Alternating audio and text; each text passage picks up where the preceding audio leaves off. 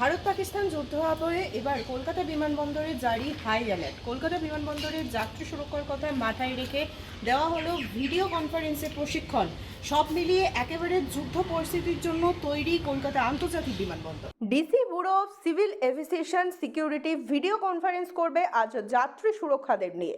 Central industrial security ফোর্সের নিরাপত্তার দায়িত্বে থাকা কর্মীদের ছুটি বাতিল। যারা আগে ছুটিতে গিয়েছিলেন তাদেরকেও কল ব্যাক করানো হয়েছে। গতকাল যাত্রীদের সুরক্ষা নিয়ে ডিআইজি সিআইএসএফ বিমানবন্দর কর্তৃপক্ষের ডিরেক্টর বিভিন্ন এয়ারলাইন্সের আধিকারিকদের নিয়ে গুরুত্বপূর্ণ বৈঠক করেন।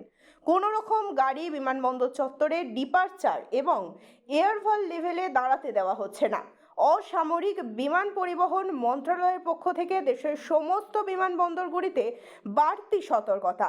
যুদ্ধ পরিস্থিতি নিয়ে সর্বতোভাবে প্রস্তুত কলকাতা আন্তর্জাতিক বিমানবন্দর। কলকাতা বিমানবন্দরে হাই অ্যালার্ট, যাত্রী সুরক্ষায় ভিডিও কনফারেন্স।